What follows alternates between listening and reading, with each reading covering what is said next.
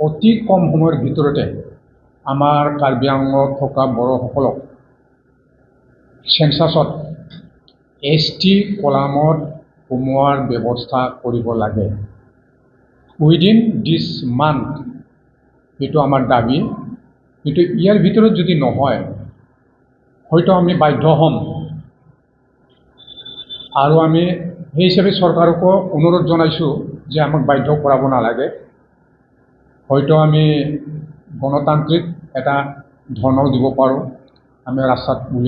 ৰাস্তাত আমি ওলাব পাৰোঁ। গতিকে ইয়াৰ কাৰণে চৰকাৰে আমাক ৰখিব নোৱাৰিব। সেইকাৰণে আমাৰ ফালৰ পৰা চৰকাৰৰ ওচৰত অনুৰোধ, যাতে আপোনালোকে এই বিষয়ে চিন্তা চৰ্চা কৰি পেলাই অতি সোনকালে ব্যৱস্থাটো লয়। আৰু ইয়াৰ উপৰি মই ইয়াকে অনুৰোধ কৰিব বিচাৰিছোঁ যে চেঞ্চাছৰ লগত জড়িত যিবিলাক বিষয়ববীয়াসকল আছে, তেখেতসকলক অনুৰোধ কৰিব বিচাৰিছোঁ যে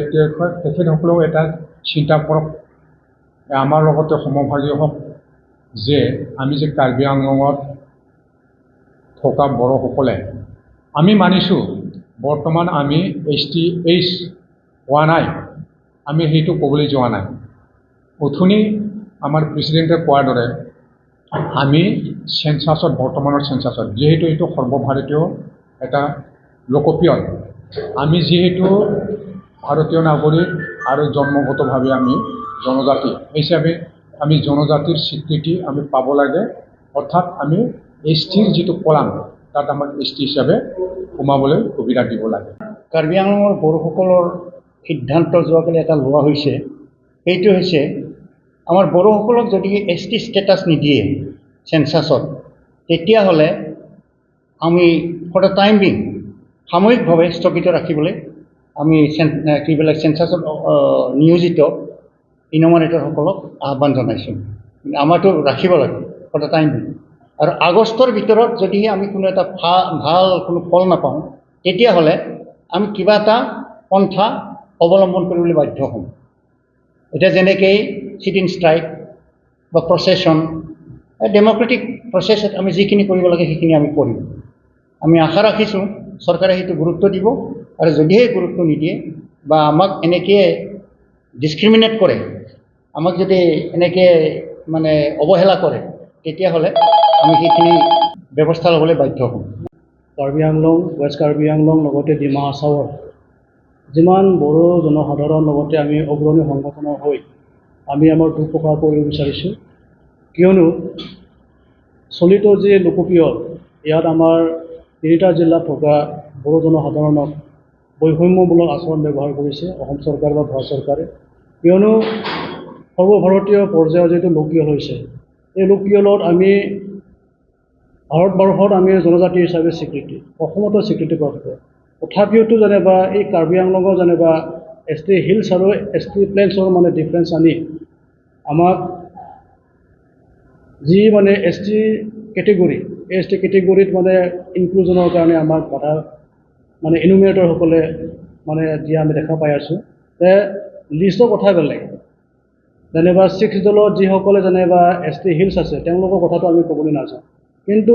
অসমতো আমি ভৈয়ামৰ জনজাতি বা ভাৰতবৰ্ষতো আমি ST হিচাপে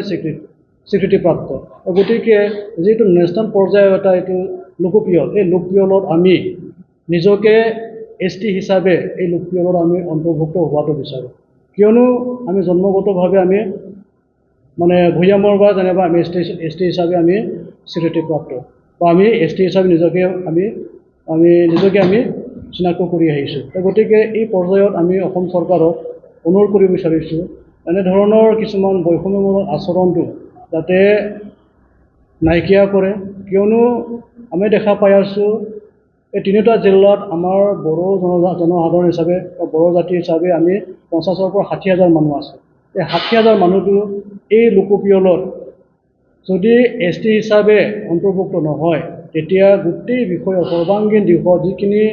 ভাৰত চৰকাৰে এতিয়া প্ৰতিজন মানুহৰ সৰ্বাংগীন দিশৰ উন্নতিৰ লগতে শিক্ষাৰ ক্ষেত্ৰত বহু দিশত মানে কিছুমান ছবিবিলাক মানে প্ৰতিফলিত কৰিব বিচাৰিছে। কিন্তু যদি আমি নিজকে ST হিচাপে যদি ইনক্লুজন কৰিব নোৱাৰোঁ চলিত যি মানে চেঞ্চাছত যেনেবা লোকপিয়ল চেঞ্চাছত তেতিয়া ভাৰতবৰ্ষৰ যিখিনি মানে চেঞ্চাছ কৰিব লৈছে শুদ্ধ নহ'ব কিন্তু 50,000 বড়ো লোকসকলে আদাৰ্ছত সোমাই যাব আদাৰ্ছত সোমাই যোৱাৰ লগে লগে এছ টি যেনিবা ভূঞামৰ জনজাতি যেনিবা ST প্লেন্সৰ কাৰণে যিখিনি সুবিধা ভাৰত চৰকাৰে যেনিবা ধাৰ্য কৰিব সেইখিনি 50-60,000 মানুহে সেই ধাৰ্যটো মানে বা সেইখিনি মানে পেকেজটো নাপাব কাৰ্বি আংলং জিলাৰ যেনিবা আয়ুক্ত DC ছাৰক আমি লগ কৰিছিলোঁ আমাৰ এটা এপছৰ সজাৰি দলে লগ কৰিছিলোঁ যেতিয়া আমি আমাৰ যিখিনি মেমৰেণ্ডাম তেখেতক আমি ছাবমিট কৰিছিলোঁ তেখেতে মেমৰেণ্ডামটো চাই কিনে নিজেও গম পাইছে যে সঁচাকৈ মানে এই চেঞ্চাছত কাৰ্বি আংলং ডিমা হাছাওৰ বা ৱেষ্ট কাৰ্বি আংলঙৰ বড়োসকল ভুক্তভোগী হ'ব কিয়নো তেওঁলোকক যিখিনি লিষ্ট দিছে কাৰ্বি আংলং ডিমা হাছাও বা ৱেষ্ট কাৰ্বি আংলঙত যেনিবা জনজাতি যিখিনি লিষ্ট দিছে এই লিষ্টত বড়োসকল নাই কিন্তু তথাপিও তেখেতে জানে যে সৰ্বভাৰতীয় বা ভাৰতবৰ্ষত মানে বড়োসকল জনজাতি হয় তেখেতে দুখ প্ৰকাশ কৰিছে সেইখিনি যি যেনিবা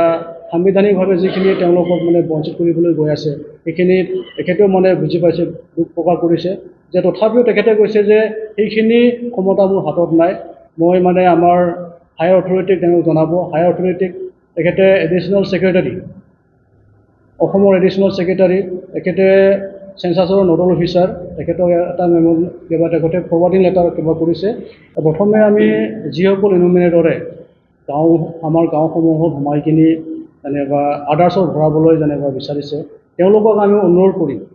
যে তেওঁলোকেও নিজে অলপ চিন্তা কৰক যে বড়োসকল ST হয় নহয় তেওঁলোকে চিন্তা কৰক যে কাৰ্বি আংলং ডিমা হাছাও বা ৱেষ্ট কাৰ্বি আংলং বাহিৰত যিমান বড়োসকল আছে সকলো ST আমি কাৰ্বি আংলং জিলাত বা ৱেষ্ট কাৰ্বি আংলঙত বা যেনিবা ডিমা হাছাওত থাকি কিনে সেইখিনি সুবিধাটো কিয় নাপাওঁ হয় আমি ST হিলছ নহওঁ কিন্তু আমিতো ST প্লেন্স হয় না সেইখিনি চাৰ্টিফিকেটটো আমাক দিয়া আছে গতিকে ইনুমিনেটৰসকলক আমি অনুৰোধ কৰিম তেওঁলোকে আমাক মানে ST মানে কেটেগৰীতে ভৰাব লাগে লিষ্টত মানে যেনিবা 6 থকা যি মানে ট্ৰাইবেলৰ লিষ্টত থাকক নাথাকক আমি অনুৰোধ কৰিম ইয়াৰ কিছুমান আমাৰ ডাইৰেকশ্যনো আছে যি মানে বুকলেট দিছে তেওঁলোকৰ যিটো বুকলেট দিছে সেই বুকলেটৰ কিছুমান ইনষ্ট্ৰাকশ্যন আছে যে ৰেছপণ্ডেণ্টৰ কথাটো তেওঁলোকে অলপ হ'লেও মানে মানিব লাগিব ৰেছপণ্ডেণ্ট মানে ফেমিলি হেড তেওঁৰ কথাটো তেওঁলোকে মানিব লাগিব কিয়নো মইহে জানো যে মই ট্ৰাইবেল হয় নে নহয় মোৰ ঘৰৰ কি আছে কি নাই মোৰ কি নাই যেনিবা কি আছে কি নাই সকলো মইহে জানো মই যিখিনি উত্তৰ দিম যিখিনি কম তেওঁ ৰেছপণ্ডেণ্টৰ কথাটো আমাৰ ইনুমিনেটৰসকলে জানিব মানে মানিব লাগে গতিকে আমি সেইখিনি কিবা অনুৰোধ কৰিম ইনুমিনেটৰসকলক যাতে আমাৰ যিখিনি সমস্যাবিলাক অতি বেছি মানে ভৰাই ল'ব নিবিচাৰে মানে ভাৰত চৰকাৰ বা অসম চৰকাৰৰ যিখিনি সাংবিধানিকভাৱে আমাক মানে বঞ্চিত কৰিবলৈ গৈ আছে ইয়াৰ ওপৰত আমি মানে নিশ্চয় পিছলৈ আমি ষ্ট্ৰাগল কৰিম চেলেঞ্জ কৰিম সেইখিনি আমাৰ থাকিব আৰু লগতে অসম চৰকাৰৰ যেনিবা চিফ মিনিষ্টাৰ তেখেতকো মানে আমাৰে যেনিবা কিছুমান প্ৰতিনিধিসকলে লগ কৰিছে তেওঁ মানে কথাৰে কৈছে যে বড়োসকলক মানে ST কেটেগৰীত মানে লিখিবলৈ সুযোগ দিয়া হ'ব কিন্তু আমি বিচাৰিছোঁ কি যে তেওঁ মানে ৰিটেন এটা কিবা কৰক থ্ৰু মানে additional chief secretary of Assam সেইখিনিয়ে তেখেতে কিবা কৰিব লাগিব তেওঁ মুখেৰে ক'লে নহ'ব কিয়নো মুখেৰে ক'লে কোনো মানে ইনুমিনেটৰে কোনো ছুপাৰভাইজাৰে চাৰ্চ অফিচাৰে বা DCয়ে মানে মানি নল'ব গতিকে অসম চৰকাৰক আমি অনুৰোধ কৰিম যাতে 50-60,000 আমি বড়োসকল আছে তেওঁলোকে STৰ যি মানে মৰ্যাদাৰ পৰা যাতে কৰ্তন নহয় আৰু লোকপিয়লটো যিহেতু সৰ্বভাৰতীয় পৰ্যায়ত হৈ আছে গতিকে সৰ্বভাৰতীয় পৰ্যায়ত যিহেতু লোকপিয়ল হোৱাৰ বাবে ভাৰতৰ আমি এজন মানে জনজাতি হিচাপে আমি অন্তৰ্ভুক্ত হ'ব লাগে ইয়াত আদাৰ্ছত ভৰাই দিয়াৰ লগে লগে আমাৰ মানে জনজাতিৰ যিটো অস্তিত্ব এই নোহোৱা হৈ যাব অতি সোনকালে এই আগষ্টৰ ভিতৰতে আমাক এটা ৰিজাল্টটো লাগে আৰু অসম চৰকাৰে ইয়াৰ পৰা এটা নটিফিকেশ্যন ওলাব লাগে যে কাৰ্বি আংলং ডিমা হাছাও ৱেষ্ট কাৰ্বি আংলঙৰ বড়োসকলক ST হিচাপে এনলিষ্ট কৰিব লাগে কিবাত অন্তৰ্ভুক্ত কৰিব লাগে ৰিচেণ্ট যিটো অনগয়িং মানে হাউচ লিষ্টিং ইয়াত মানে অন্তৰ্ভুক্ত কৰিব লাগে কাৰ্বি আংলঙৰ বৰ্তমান মানে ST হিলছ নহয় ST হিলছ হিচাপে নহয় আমাক ভূঞামৰ জনজাতি হিচাপে